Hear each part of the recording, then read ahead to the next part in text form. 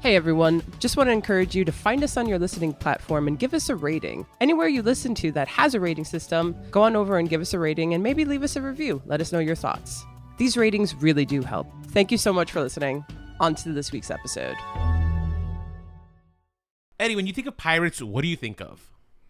Like Pirates of the Caribbean. Oh, those are good pirates. Yeah, so kind of like that has taken the forefront of pirate life in my head. One of my students actually used Pirates of the Caribbean to point out how the Asian pirates ended up becoming subjugated to the white woman in the Pirates of the Caribbean franchise because they're the ones who ultimately abdicate their power so she could become the pirate queen or king. Do you remember this? Elizabeth Swann? Yes. Yeah.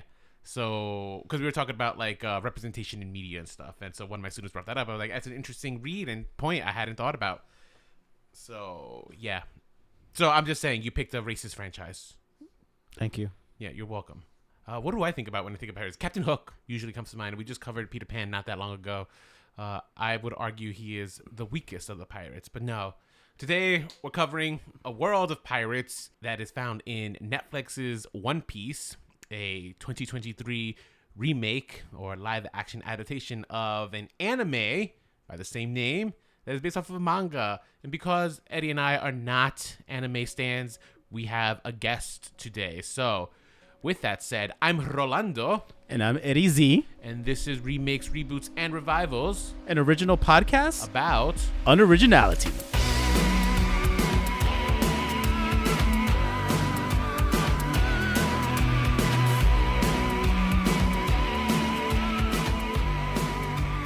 So, as I said, we have a guest today, and that guest is none other than our buddy, Roy Feliciano. Roy, what's up? Welcome to the pod. Hey, do I have to roll my R's like you did from now on, or am I okay just speaking regular?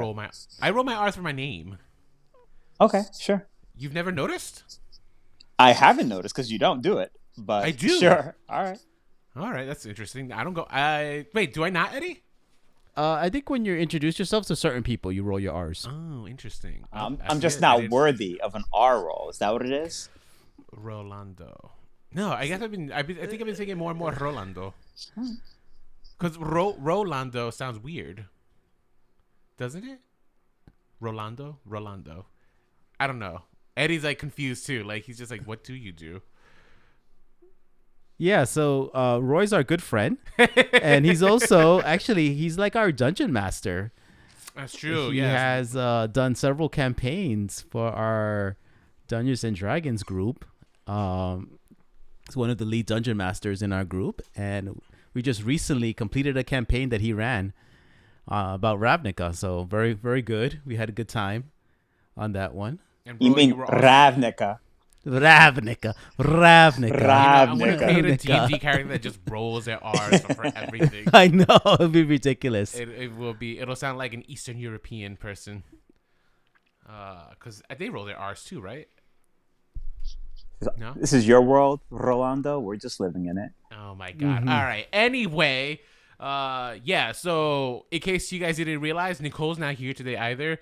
She is on a work trip, so she gave us free reign to do whatever we wanted. So we're going to cover One Piece because Eddie has been dying to cover this episode for quite some time now. Yes. And as we mentioned, I am not a big anime watcher in general, so we needed help. And Roy Feliciano, you are, from what I know about you, you like anime, right? Oh, I love anime, yeah.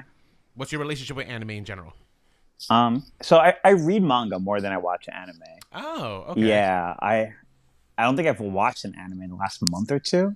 Really? Yeah. Last time we came over to your house, you had an anime on in the background. Yeah, I'm selling the background, but I'm not watching it. It's like things I've already watched or, yeah. Yeah. So what's the last anime you watched? The last anime I watched...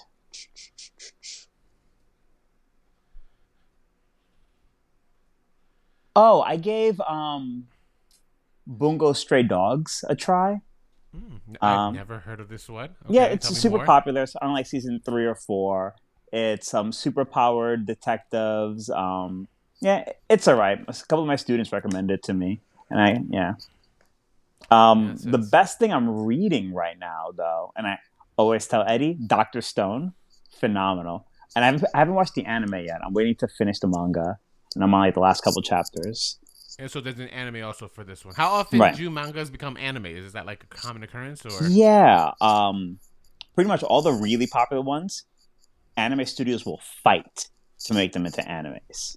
They'll right? fight for the rights? They'll fight for the rights, right? Yeah. Like, so different studios will be like, oh, this is really good. I want it. They'll bid, and sometimes it'll like swap studios. Like one studio will try and it will fail, and then it'll go to like another studio. Mm-hmm. Yeah. But yeah, pretty often. It's gotten to the point where there so many anime studios exist now that they're kind of looking back at series that haven't been turned into anime, and they're animating those. So every once in a while, I'll see a series that I really liked. I'm like, oh, it's getting an anime finally.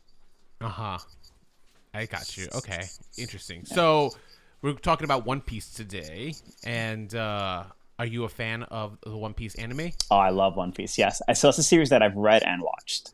Okay, now watched. Is it over? No. It's still continuing. It's still continuing. Yeah. How is that possible? They've had over 1,000 episodes. Guys, spoiler: there's 1,000 episodes of One Piece. Yeah. It started in 1999. There's over 1,000 episodes, but did you give up at a certain point? No. So the way I do my relationship with One Piece is funny. I'll like wait until like a whole bunch of them. So One Piece works with arcs, and if you know a little bit about the world of One Piece, it's an ocean world with islands. So every island's like a story arc. So I'll wait for a story arc to end, and then I'll like watch all those episodes. And some story arcs can be like 100, 200 episodes. Like Wano. I think Wano may have been like over 200 episodes, which is the last island they just left. Okay. Okay, interesting. Okay, so they usually... Okay, that's interesting, because like I only watched a handful of the episodes of the 1,000. I think I've watched 6 episodes, right? That correlate best with like the first 2 episodes of the Netflix series, right? But they're always floating around. They're like constantly sailing around. So what? They just hang out on bigger islands at a certain point? Is that what happens? Right. So in the beginning, when they're building up the crew, it's kind of like island crew member, island crew member, island crew member. But then eventually they start to get into like the main story, right? The race to One Piece, the government, the fellow, the warlords, and the things they're doing. And so they'll spend like entire story arcs with like characters and governments and laws and rules. And then they'll be off to the next island. Interesting. So, so a little bit of background on this show. So this show is based off of a manga, as you mentioned. Who is the creator of this manga? What's the name? So we call him Oda, right? Ichiro Oda, E-I-I. Yeah, Ichiro Oda. And it was like really popular Shonen Jump series, got animated, and took over the world. It did take over the world. So like the first time it came here to America, it was in 2004. It was brought to us by 4Kids Entertainment. Yes, I remember that. So it's the same company that did Pokemon? Did 4Kids probably? I know 4Kids did. 4Kids definitely did Yu-Gi-Oh. Did they do Pokemon? Oh, maybe they did Yu-Gi-Oh. Maybe that's what I'm thinking of. They probably did. I remember seeing the 4Kids a lot, like as those tags and stuff. But I was never a fan of. The only anime I really watched was either Sailor Moon or Pokemon, right? So like this is a whole different ballgame. But Eddie, do you have a relationship with One Piece, the anime? No. And is there a reason for that? Are you not a fan of animes? So usually I don't watch anime. I think the only one that we really got into was Attack on Titan. Right. Yeah. And that was really good. I really enjoyed that. But I mean, I know that Roy has recommended several animes throughout our friendship. How many have you watched of those recommendations I gave you? Did you recommend Attack on Titan? Attack on Titan. I think we. No, Attack on Titan was something I was seeing. Yeah, we cosplay a lot at Comic-Con, and I was like, "What is this about?" And then I was like, finally, like, I gotta watch it, and then I was like, "I love it. So wait, instead of a recommendation your friend who loves you gave you, you took a recommendation from random people you saw on the street. Okay. We didn't take the recommendation. We just saw the costumes. Like, oh, this is cute. Let me go check it out. Maybe if you would have wore a costume about the animes that you recommend, I would be more open to it. Speaking of costumes, Eddie dressed up as Monkey D. this Luffy past for Halloween. Yes. Aw, cute. Inspired, I assume. Yes, because I really fell in love with the character. But so I didn't see the anime, but I was quickly hooked on the live action on Netflix live action. Of course, I was going like anything when it's like from anime to live action. Lately, we've seen a lot of flops. Yeah. So I was a little hesitant, but I sat down. I said, well, we're probably going to do this for the podcast. Let me just see the first episode. And 8 episodes later on that same night, I finished One Piece season 1. You did. You binged and it. It was a holiday. I really enjoyed it. I really enjoyed the characters. I enjoyed the story. I love this world. And that reminds me of Earthsea without magic, or at least not. Well, it's some magic, but it's a little different from Earthsea. But in that kind of world where it's more dominated by oceans, and you have these islands spread out throughout the world. And I was just fascinated from the first moment that literally when we saw the pirate king going to be executed, and he makes this contest, and all of a sudden he transforms a whole generation. The whole generation there that was going to witness his execution, he gave them all a purpose. And unfortunately to the Marines, that purpose was, I'm going to go and become a pirate and find the One Piece, which is like his treasure, his collective treasure that he's been amassing throughout his career. Throughout his career as a pirate, as well as the idea of taking on the title of the Pirate King. Yeah. So whoever finds this treasure will have owner rights to being called the Pirate King. So this was at least according to the story, this is a way to quell the piracy behavior that was going on in this world. And all it did was it amped it up. It up. And then everybody came at it. And then what I loved is everybody came at it with their different style. You know? It wasn't like just like, hey, let's have a black flag. It was like everybody had their little twist on it. You know? We're like the pirate clowns. Yeah. Or, you know, like the lover pirates. You know, everyone had their different take on it. And it became definitely the culture of these people. Yeah. You know? And the idea is that, unfortunately, pirates seem to get a bad rap because you get a lot of bad pirates. But it also seems like, especially from the character, Monkey D. Luffy. Who's our main character. He's our main character. And he just wants to be like, he wants like the idealness of the pirate life. Like making your own rules, being out there, sailing with your crew that have your back, kind of like looking for the found family, like desire for the family that he doesn't seem to have. But as well as, yeah, we are not bad guys. We want to do good things. Now, Eddie, everything that you're talking about, you're referencing the TV show, right? Yes. Netflix live action, right? The live action. Right. I'm only talking about from that. But I mean, just from the few episodes that I got a chance to see, like more or less, that is what I found to be kind of the storyline that was being developed, at least in the anime. Because I watched, like I said, a few episodes of the anime. Now, Roy, you're a teacher. 6 out of 1,000. What kind of a percentage is that? That's like. So you move the decimal place over 3 times. So that is. So if 3. So, I thought it was 2. So there's 3 zeros in 1,000. Oh, you're right. So what was that? 0.006. 0.006. Yeah, okay, there you go. So that's how much of this series I consumed. That is crazy. I can't believe there's like 1,000 episodes. It's over 1,000. That's wild. What's funny is there's a big list online of like anime that have run too long, and like everyone's like, One Piece is not on this list for a reason, because One Piece has not run on too long. One Piece, interesting. Yeah, so it's still going. You think it's still going strong? So it's still going strong. He made an announcement about 2 years ago that the show is going to end in 5 years, and everyone's like, "How? Like, how's it going to end in 5 years? You don't have that much time." Like, yeah.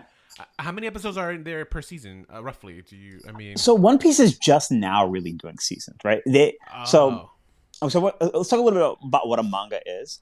A manga comes from a weekly comic series in Japan. So every single week in this like comic book, different manga artists and creators have their series. Mm-hmm. So within a year, there's like 42, 45 chapters that they're coming out with. And so anime is just like kind of chucking them out when they can. And originally, there was no real idea of like seasons, right? And I don't know when, but now Japan's really going into like the season archetype, because what was happening is they were catching up to the manga, because like one episode would be like 4 or 5 chapters depending on what the series was like, so they would catch up quickly. Yeah. So it's hard to say seasons. I think it's on like 12 arcs. Okay, so you go by arcs and stuff. Yeah. Okay, got it. I'm going to defer to you because I am.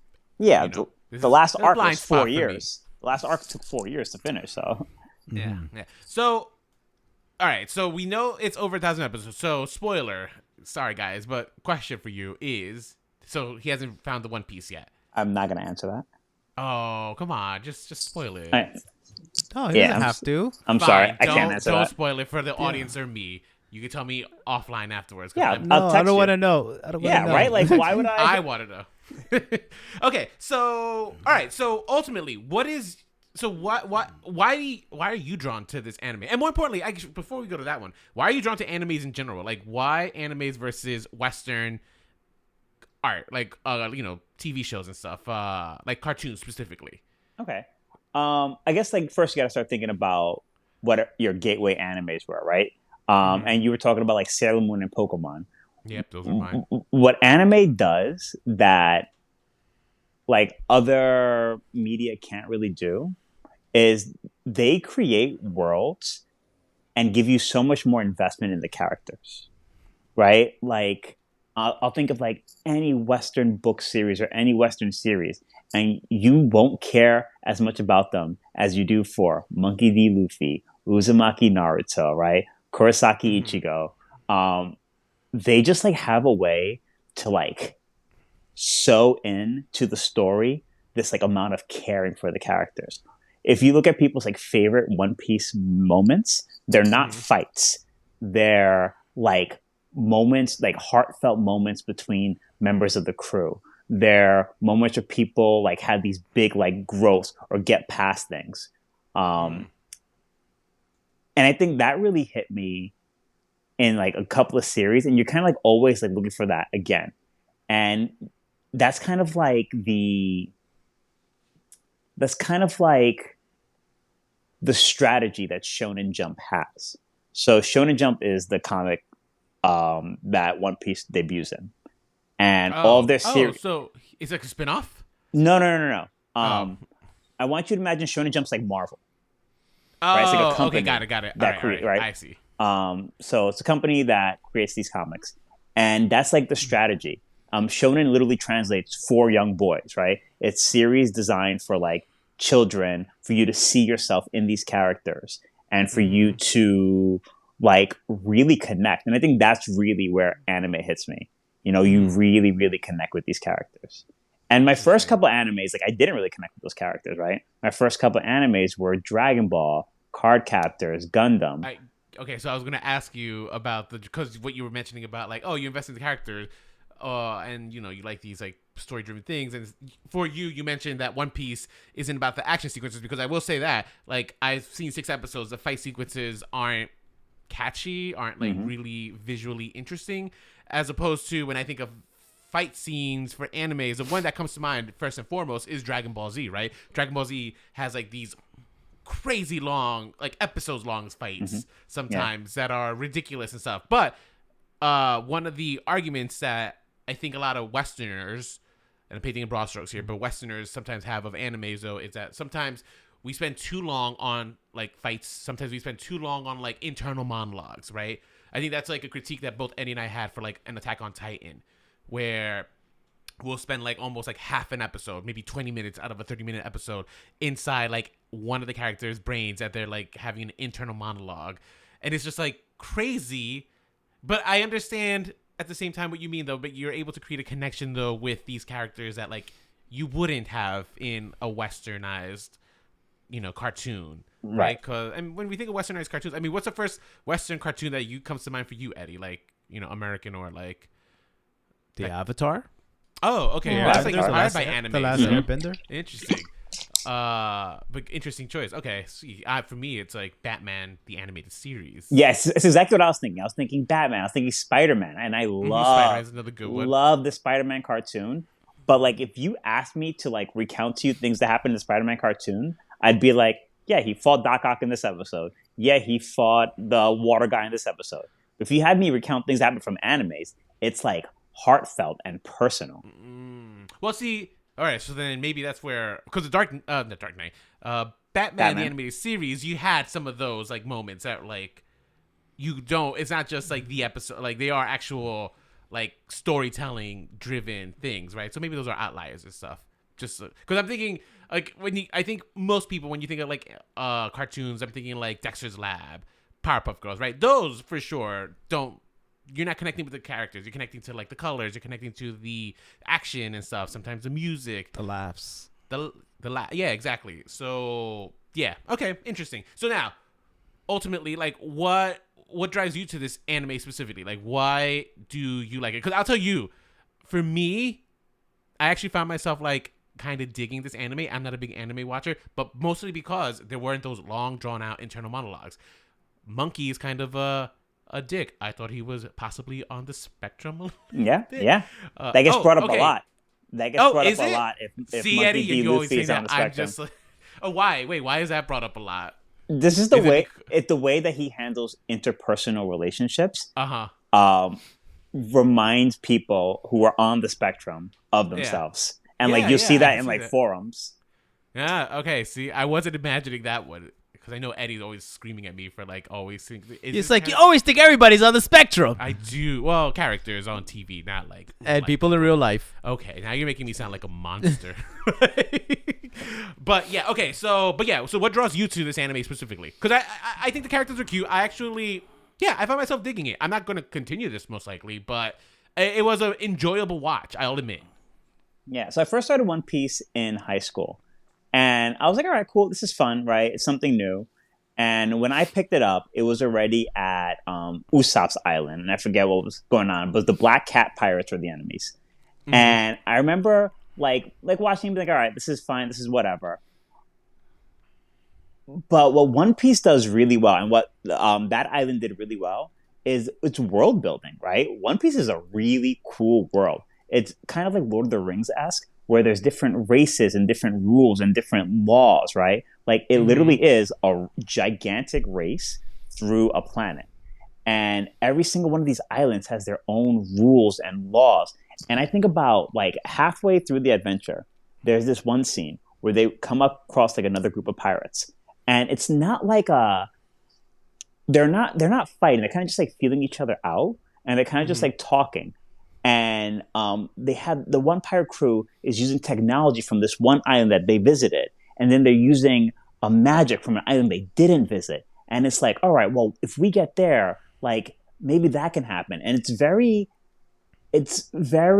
like the name of the first episode, the name of the first chapter in the manga is Romance Dawn, right? Romance for adventure. And it you feel that, right? You feel like the wind, the adventure, the possibilities. No two pirates are having the same adventure on the way to One Piece. And that's even part of like the map. If you look at the map, it's designed so that no two pirates go to the same islands, right? So everyone's experiencing this brand new external and internal adventure. I think that's what really drives me to One Piece.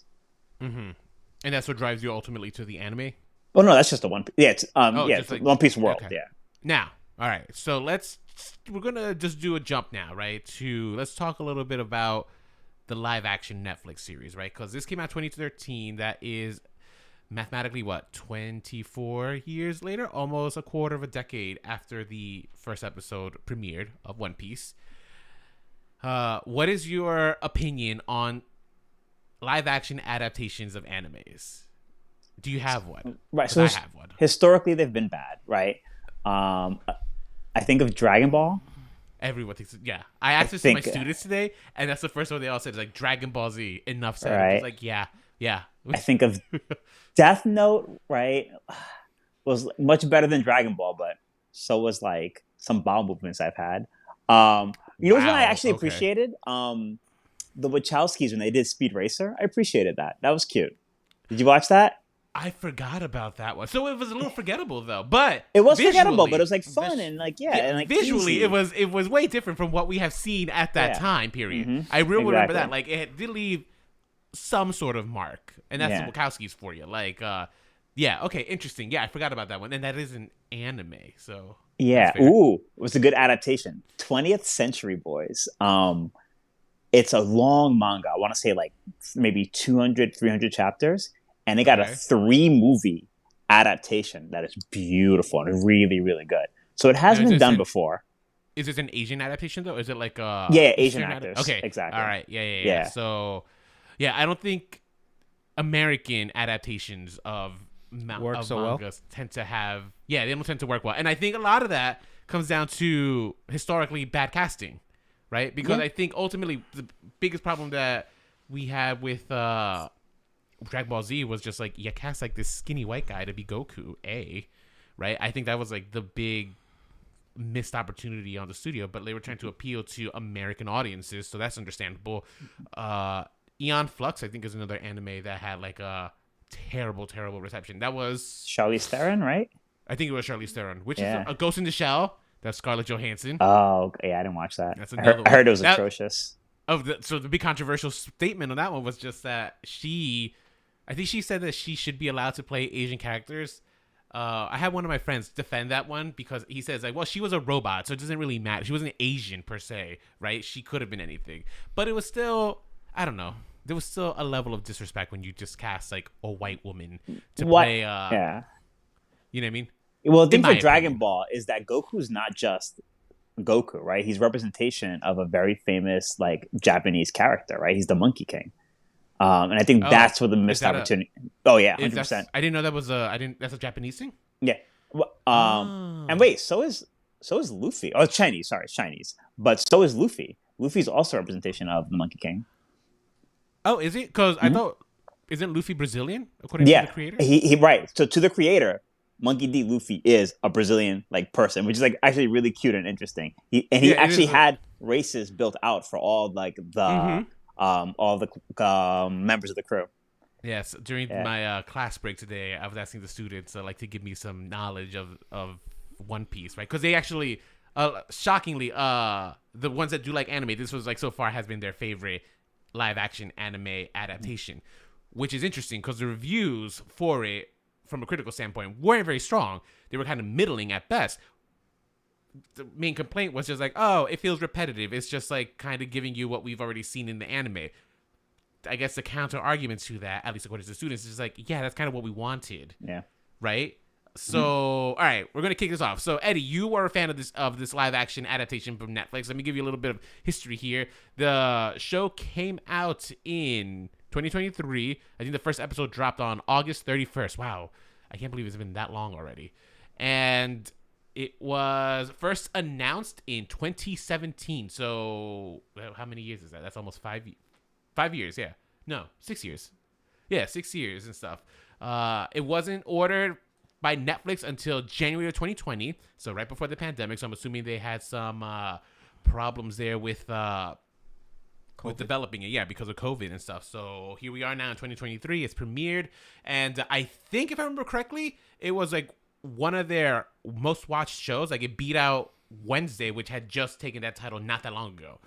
So this was a really, really hotly anticipated property, and it's been very, very well received by fans. All right, now Roy, you're a fan. What was your reception of the show initially? I thought it was good. I thought it was fun. I love their Monkey D. Luffy. Right, he is one of my favorite characters, of course. And I thought the kid was hilarious. The kid was adorable. He brought a lot of that Monkey D. Luffy, like, whatever the fuck happens. Can I curse on this? Whatever happens. Like energy, right, into this world. Luffy is unhinged. Luffy is weird. Luffy doesn't really care about consequences. Luffy loves his friends. And I think he hit all that really, really well. The rest of the cast I thought was good. I thought they were okay. Yeah. Okay. Just okay. I'll tell you who I think kind of, when I watch, because I watch him in reverse, right? I watch the live action first and then watch the anime. That's how I usually do my things on this podcast. Right. But the one that I thought casting was just like spot on superb is the son of the Metal Jaw guy. Yes. Okay. Agreed. When I saw him on in the anime, I was just like, oh wow, that was perfectly cast. Like that. Yeah, he did talk well. about like capturing that douchiness in like a human form. And yeah, I actually do. So I actually liked a lot of the cast in this one. I think my least favorite one was probably the actress who plays what's her name, Sophie. Nami? Nami, yeah. I think she might have been, in my opinion, the weakest out of the main cast. I think the strongest one was obviously the young guy who plays Luffy. He is played by hang on, let me get his name. Oh, Iñaki Gotti? Gotti, yeah. Iñaki Gotti. This is his debut role. At least, yeah, he's a Mexican actor. And this is like his big breakout role. And, you know, I think he killed it in this character because it's interesting. And this is where I had to commend the show's writing and his performance. This is a character that could get corny very quickly. I don't know how he never crossed that threshold. And that's like something I had to ask, like in general, just for the show. Like, I don't know how they were able to kind of keep that like upbeat kind of like positivity in a show without ever really over feeling corny. Like, yeah, there were times that I felt it was a little cringy, but it still worked in the show. I don't know. So Eddie, I mean, I complained to you about this and stuff. So what are your, like, why do you think, like, what do you think, what was that magic? I think because it really came out so sincere. So when we talk about those heartfelt moments that we look for, or, you know, that Roy spoke about, there was something about his kind of approach to people and to life. He wanted people to seek out their best version of themselves and to live out, like, go follow your dream, you know? And that always came out as, especially the way the actor portrayed it, as sincere, as really heartfelt, as really like, Monkey D. Luffy was like your biggest fan in you seeking out your dream too. And that just, what even one of the characters said, it's like it becomes contagious because even his crew, which started out was like, we're not a crew, you know, we're not a crew, we're not, you know, like, you know, we don't want anything to do with this, but then the way he treated them and how consistent he was in his behavior with them opened up the possibilities of them thinking of themselves as something more, that they had more options, that they can fulfill those things that they wanted to do, whether it's to be the best swordsman, to be a great navigator, to find what is the blue sea? All blue. Is that the Grand Line? Oh, the all blue. Oh, the all blue. I thought you were looking for the Grand Line. No, that the chef. The chef is looking for the all blue. Okay. Or to what was the one that's the son of a pirate? He wants to be the best liar. I don't know. Oh, Sniper. He wants to be the bravest. He wants to be the bravest pirate. So which one was that? The blonde kid? No. No. The black kid. Yeah, that's the blonde kid. Yeah. Usopp. No. He's Who are you black. talking about? He's black. The one with the slingshot. Towards the end of the series? No, mid. Okay, got it. I don't remember him, but all right, go on. So it just, I think because his behavior was consistent and just the portrayal of sincerity throughout it. I just felt like it gave the certain amount of humor too, that it didn't feel fake, it didn't feel corny, it felt genuine. Roy, Genuine. thoughts? I don't know. Like, agree, disagree? Yeah, I think that I'm going to literally restate everything Eddie said, right? If you want to be Monkey D. Luffy, if you want to have people connect with you in the way Monkey D. Luffy is, you have to be genuine, right? In 1,000 episodes, everyone who meets Monkey D. Luffy is like, yo, if you become king of the pirates, I will follow you. You know, he just like has that kind of like vibe. Yeah, but why does that translate so well in live action? Like, or at least why was this show able to capture it? I guess, right? Right. I understand why it works in an animated in an animated format. I understand why it works in a manga, but like, in my opinion, it shouldn't work in a live action because it's borderline saccharine. I see what you're saying, and it's funny because you and I have like that debate because you know I DM that way, right? Right, it's true. Yes. Yeah. So, and I'll say it because that kid, there's something a little bit off with him, with that actor. That's why. I'll watch the interviews and you'll see the way they interact together, and he is so genuine as a person. Yeah. Right? Yeah. So, like, you see the way he interacts with them, and, like, they're literally holding him. You know? Like, these are just regular actors. And, like, they're just, like, talking in an interview. And these are, like, they're holding him, and they're, like, really close to him. And they're leaning their heads on him. Yeah. I think this is phenomenal casting. Watch it. So, watch some of their interviews and watch like as like it goes on. If they're sitting on a couch, you know, they like put their hands on him. They'll lean on him. It's so true. I noticed that right away. There was one interview they were doing the whole cast, and I think he was speaking about his experience, and he started tearing up. Oh, he started tearing up, and they all ran to him. They all reached out to him. Really, and like one guy did like that intimate thing where he put his forehead to his forehead, you know, and I just thought that was just like there's something about this particular actor that kind of draws people in, you want to be part of this energy, that he emits, and that radiates in what a Monkey D. Luffy is about. You know, he's about when you're around him. There's possibilities. When you on his ship, there is family. There's found family. There is belonging, you know? But more than just to belong, is also to identify who you really are to within yourself. Right. You know, not just to belong, but to find your uniqueness among this group of people. Yeah. You know? Yeah, I think you guys are both right. I think it's ultimately about the casting, and this he is the lead, and he is able to really, really hold down the fort as the lead actor in this show. Which again, I'm still holding on to my argument. It could be borderline saccharine, but for some reason, it just works. They struck gold with this actor, which I guess I want to bring our attentions to just another anime that we had covered not that long ago, or actually, I guess it was maybe last year, 2 years ago, maybe. It was Cowboy Bebop, right? Because I think that show suffered the most because of casting. Predominantly John Cho as the lead. He just didn't have that cool factor that was necessary for that character. And it sucks to say because like he's a great actor, but like he just could not deliver in that role. I think the show suffered for it. Whereas here we have the opposite problem, right? Like this one, they were able to have a nice balance with that actor who they found.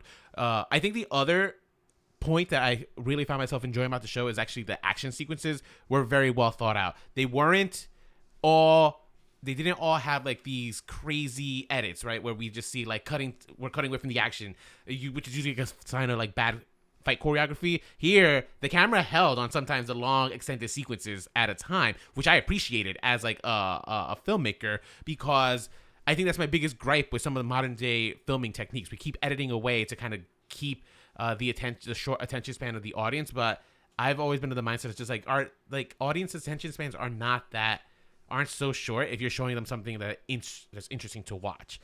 So I think some of the fight sequences here were actually like really, really well done. Particularly the one where Roronora, he's fighting the guy in that like long jacket, the other great swordsman and stuff. That was like a great fight in my opinion. I think it was just well thought out, well executed, and it doesn't help that the other guy was kind of low key sexy in that pirate outfit. He looked like a dirty, smelly pirate, but like the good kind. You know what I mean? You know what I mean. So yeah, I don't know. What did you guys think of the fight sequences and the set pieces? Because there was a lot of wonderful set design in this show. I mean, I know I'm like the filmmaker out of the three of us here, but like, does that have an impact on you guys as like, consumers of the medium? I guess for me, it did a show for me. Not comparing to the anime, but more comparing to my experience with these kind of movies. It does give the sense that this is a unique world. That this is, and that this world does have this feel of, oh yeah, this is a world where people interact and like islanders, so there's that sense. What was the other thing besides the set pieces? What were you talking about? I was talking about the set pieces, the combat, the fight sequences. Yeah, I thought those were cool too. Yeah, I thought I did very much enjoy them. Yeah. But like Roy said, like what I do remember was when they would have these moments where they would just give each other encouragement. Mm-hmm. There was that when Nomi, when it was the episode about her, where you reveal about her past and about her town and stuff like that, and then she turns to Luffy and she says, in her lowest moment, she turns to him and says, "Help me," and he gives her his hat and he says, Of course I'm gonna help you." Oh, right. After too. like, and I was just like, that was so I was like, I'm teary eyed right now just thinking about it, because this is a character that was keeping her vulnerability locked up. She was putting up so many walls, and at that moment she became so vulnerable to him, and it was like, I need you. I didn't think I needed anybody, but I need you. And he was like, I got you. It's like, no hesitation, I got you. Again, what I would argue could be saccharine, but it worked in the show. It just worked. It's mind-boggling to me, like how much some of the stuff in this show worked, and like I understand why like it's resonated with audience and stuff, because like I mentioned, my students in my my media in American society class, like they really enjoyed this anime adaptation and stuff. Roy, any thoughts in terms of the set pieces or fight sequences or anything else you want to like bring up to our attention? I think that the set pieces very, very well done, right? I think of Buggy's ship, and then like the three rings, and even when the walls came down, I thought it was very, very well done, very, very cool, especially for a character like Buggy, who's kind of supposed to be like a joke, and like by putting so much detail into it, really elevated that character. As far as like fight choreography, again, I could always like take or leave fight choreography. I've seen like there's some pretty good shows that have horrendous fight choreography, right? I think of my Buffy the Vampire Slayer. I think of Arrow. Buffy had great. It really did not. Every time I look back, its budget. Yeah, true. First budget, fine. This was a WB turned CW turned UPN show. Like that budget was shoestring. Right? At this show, right? But I think Eddie's right. That's like fighting isn't what's important in One Piece. Oda even says it, right? Oda was competing with two fight series to be the number one anime at the time, to be the number one manga at the time. It was competing with Naruto and Bleach. And he was like, oh, why am I in this category? This isn't a battle anime. This is an adventure anime. And this is an anime about heart. And earlier when I was talking about scenes, that was one of the scenes I was talking about. The scene where Luffy puts his hat on Nami's head and she's crying is like one of the most famous One Piece scenes of all time. You see it on t-shirts, you see it on posters, people draw it, people sketch it all the time. It was the background on my phone for years. It's a great scene.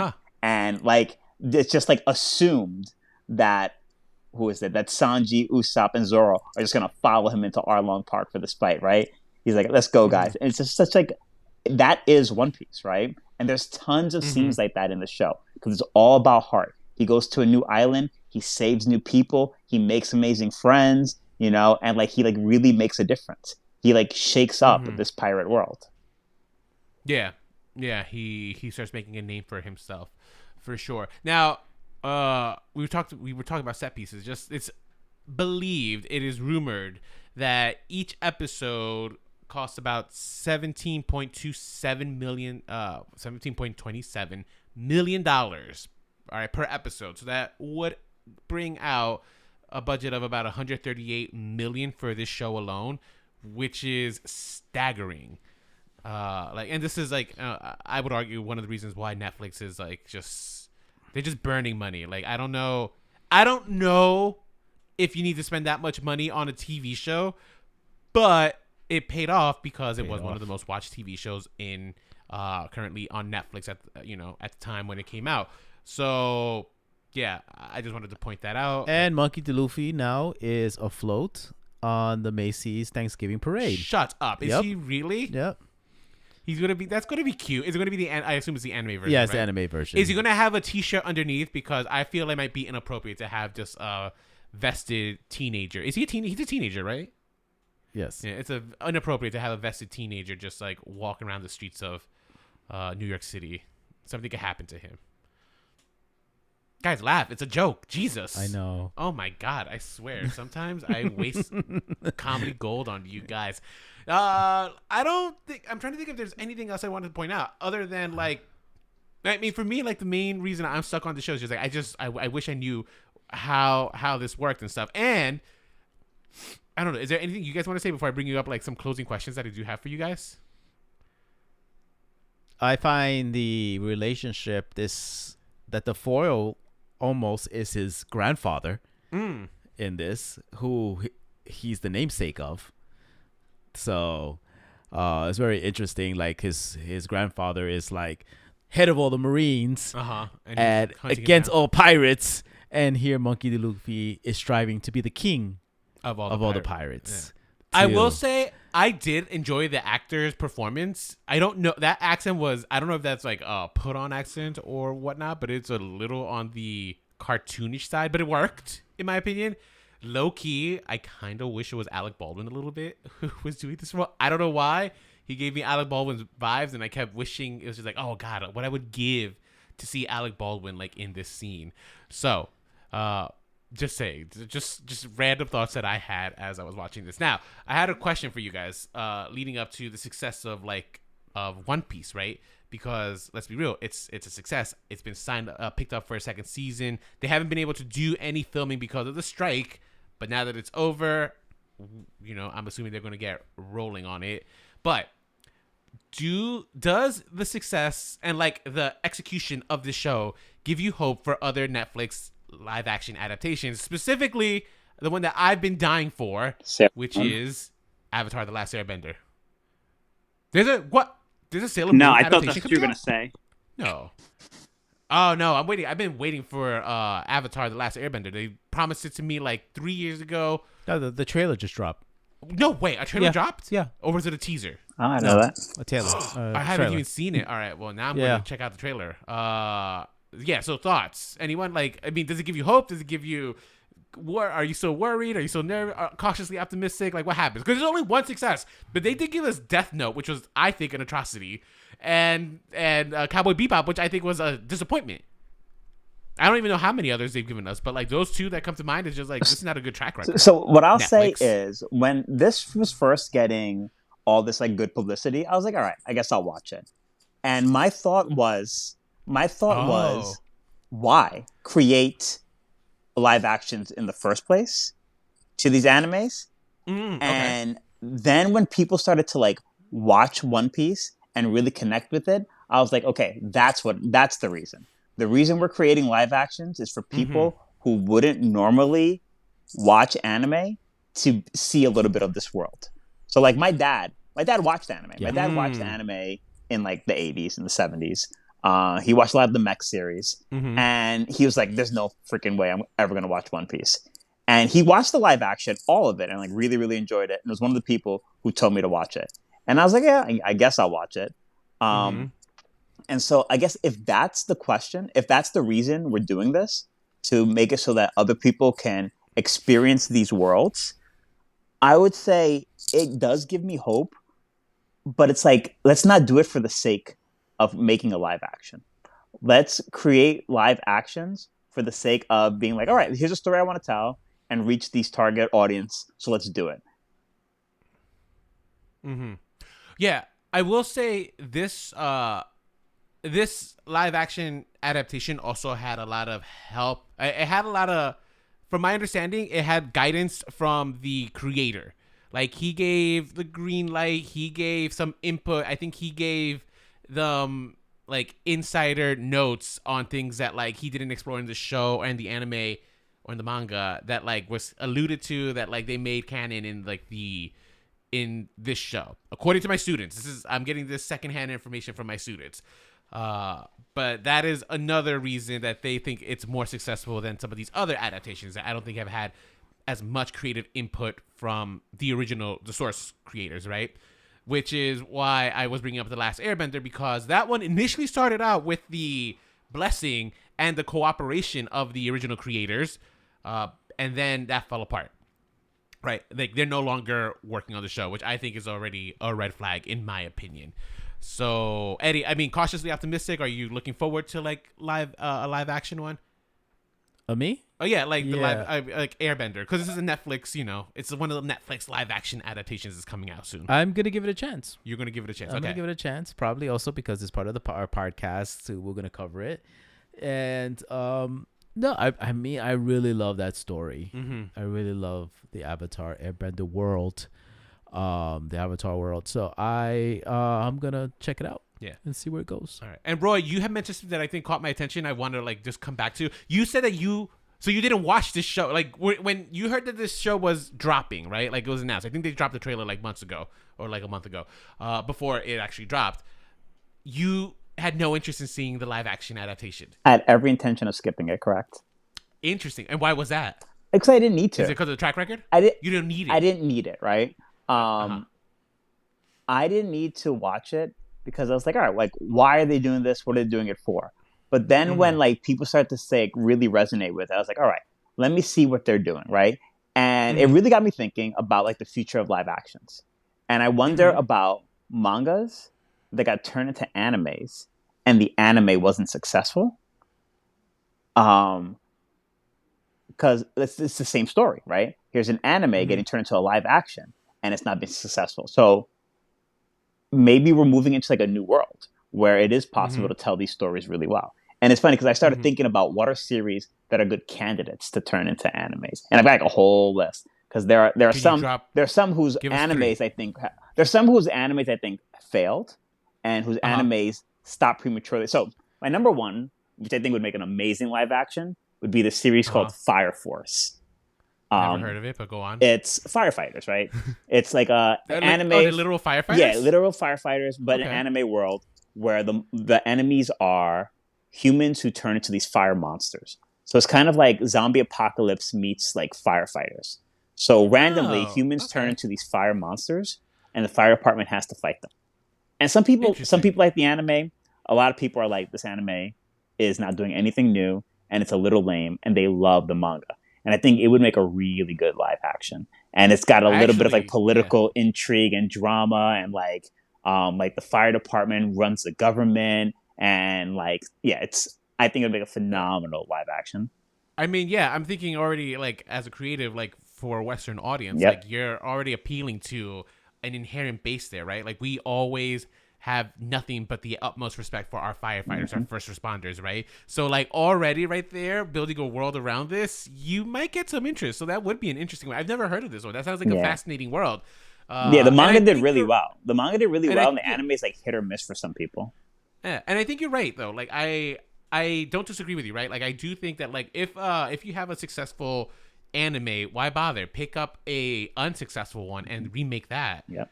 Right? Like I think that's, I mean, I've been arguing this on this podcast for a while now, I think, but it's like, why are we remaking like movies that were really, really good and why are we trying to make great movies better? Why are we not trying to take like movies that had great ideas but were terrible and try to redo those, right? That's how I think we should be as a society, looking at remakes and reboots. But no, Hollywood is constantly just trying to give us franchises and stuff, and that's why we're here complaining all the time, specifically me. What do you have another anime that you would like consider? There's some who the manga got turned into an anime and the anime failed. And my favorite example is my favorite manga of all time is Air Gear. And not too far future, and it's rollerblades, right? So everyone has these air treks called rollerblades, and they do tricks. And it's like a competitive sport. And it's like a really cool, like, if you ever played the video game Jet Set Radio Future, but there's like different gangs of rollerbladers. And they like tag different areas, and they have different like locales that they defend. So like Warriors meets Jet Set Radio Future, or Warriors. Isn't that the plot of Xanadu? I don't know Xanadu. Oh, you don't know Xanadu? No, they're Olivia rollerblades. Newton-John? They are rollerblades. And there's Eddie, Turf Wars on rollerblades. I think it is. Oh, if it's not, it No, should be. babe, no. No, all right. Well, that should be the remake that we do. It should be Turf Wars meets a musical meets live action. I think that's it. I'm making it a pitch right now. it sounds perfect. Yeah. Yeah. I was just curious to get your opinions on like live action adaptations just in general, because like you mentioned, you are a fan of these animes, but you already were planning on skipping it. Did you skip Cowboy Bebop, or were you excited for it? I saw episode 1, and then I never got back to it. Did you see Death Note? I did not. I probably saw like 15 minutes of Death Note. And I thought the 15 Netflix. minutes I thought were good. But I saw the Japanese Death Note remake movie, not the Netflix one. Okay, yeah, no, I saw parts of the Netflix one. Like, I started watching it. I'm just like, this is terrible. Yeah, I didn't watch it at all. This was like before we had the podcast. Yeah, so the other, I forgot to mention this. Doesn't qualify for our news, but like, I feel like only the three of us might care. They announced, my students are the ones who told me this news, but they officially announced a Legend of Zelda movie. Can you believe? I can't believe. I'm mad because they're doing it live action. I'm just like, why? Why make it an anime? Look at how beautiful that Super Mario movie was. Why are we going to waste our time doing a live action? Make it animation. Be weird with it. Make it like Into the Spider-Verse. I don't know. I think even despite the successes of One Piece being a very, very faithful and like kind of really enjoyable and live action adaptation, I think it's the outlier. It's not. It is not the rule. So that's why when my students told me that they're doing a Legend of Zelda, I got nervous. I'm just like, why? It seems like it's a risk that's just not worth taking, because I mean, who are you gonna cast to be Link? No matter who you cast, you're gonna hate him. Let's be real. You know, you're never gonna be happy with whoever they cast as Link, and you're never gonna be happy with who they cast as Zelda. I don't know. I think it's just like, this is disaster in the writing. So let's hear it. Who do you cast as Link right now? Go. I mean, years ago, I would have cast Orlando Bloom because he was Legolas, right? But he's a little aged out now, so I don't know. I don't know like many young twinkish actors. Do you? What's his name? The French kid, the curly hair from Little Women. All right, you're Timothy Chalamet? What? He's not blonde. There's nothing we can do about that, huh? No, I don't want. I need a real blonde. Okay. He needs to be a real blonde, or no dice. No, not Timothy Chalamet. I also don't like Timothy Chalamet's like features. They're very bird-like in my And Lynx aren't. Lynx a little elven creature. Yeah, he is. I don't know who I would cast. Who would you cast as Zelda? Like with our luck, it'll be like Hailey Bieber.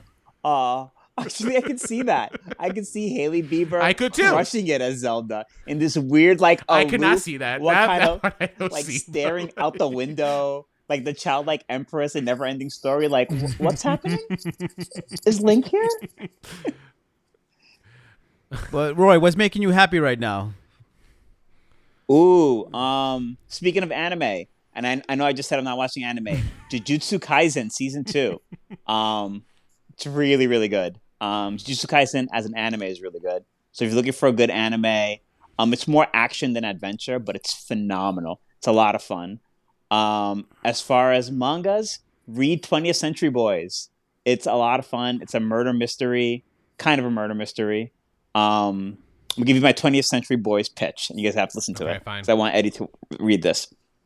In like 6th grade, a group of boys did the boy thing and created a notebook about how they would take over the world. And they put stupid things like robots and viruses and lasers, right? Mm-hmm. And they grow up, like 15, 20 years later, and one of the boys realizes, as he's an adult, that these things are coming true. So somebody in his friend group 15 years ago is trying to take over the world using the things they did in 6th grade. And he's kind of like interviewing all of his friends to figure out which one of them it is. And it's a lot of fun. And the world is literally devolving into chaos and ending. And he's trying to like figure it out. That sounds, what's it called? Phenomenal series. 20th Century Boys. It's a manga? It's a manga, yeah. It does have a live action adaptation we're talking about. Okay. Yeah. Is it okay? It's really good. Check it out. That sounds interesting. Are you getting your manga like from Amazon? Like, how are you getting? I used to. So I have a Viz Media account, and so for $2 a month, unlimited access to all the Shonen Jump manga. Okay. Is that how people get them now? That's how I get it. How did people used to get it back in the day? Like, I feel like they used to buy Weekly Jump or Monthly Jump. I don't. Which is the magazine they come in. So Weekly Jump, all the manga that come out in a week. Monthly Jump, all them, and there's different companies besides Jump, right? That have their own series, and some of those are phenomenal. Yeah. All right, got it. Roy, thank you so much for being on this episode. My pleasure. Thank you, Roy. It was a pleasure having you, and thank you for actually walking us through a lot of like One Piece and stuff. Like, I think you helped us understand a little bit more and like its appeal. Where can our listeners find you? Nowhere, not doing or on anything. No social media. Oh, that's right. I do have a social media. I had a bird Instagram, but I don't use it. Fantastic Birds. Where to find them? You want to learn about woodpeckers? Go to it. It's really it. You also had a TikTok. Oh, I do have a TikTok. I saw that. I don't even know what my TikTok handle is. I think it's the same thing. Fantastic Birds. It's definitely not. It predates that. It's like my name. Your TikTok is old. Oh yeah, it's like Roy Feliciano 55. Hold on, let me check right now. No, don't check right now. Already checking. Hold on. He had a funny video that he filmed with his students. Yeah. The Celine Dion. I always felt like I felt like I needed to report him to the education system because I think it was a fire hazard at one point. Yeah, I remember. Do you remember this? All right, I got it. It's Roy Feliciano 555. Okay. So follow him on TikTok. You'll see that one video of him performing Celine Dion or lip syncing to it. That was a good video, Roy. No big deal. I mean, no, those are hard to do. I couldn't. You know, so I'm sure you can. No. Oh, thank you. Thank you guys for listening. Remember to follow us. Our Instagram is Remakes, Reboots, Revivals. Hit us up there. You can always email us. Our email is remakesrebootsrevivals@gmail.com. If whatever platform you're listening to this at, please leave us a review. Don't base it just on today's episode, but base it on previous episodes because I'll admit, sometimes I don't give the best energy compared to Nicole. I've heard the complaints. I'm listening. I'm taking it in one ear, and you know what? I'm furious about it, but it's fine. Ridiculous. I know. Just airing out my grievances right now on the audience. But yeah, that is it. So, Roy, once again, thank you for joining us. And my pleasure, guys. With that said, until next time, stay unoriginal. Was I supposed to say that too? Stay unoriginal? No. No, all right. that's for the Stay unoriginal.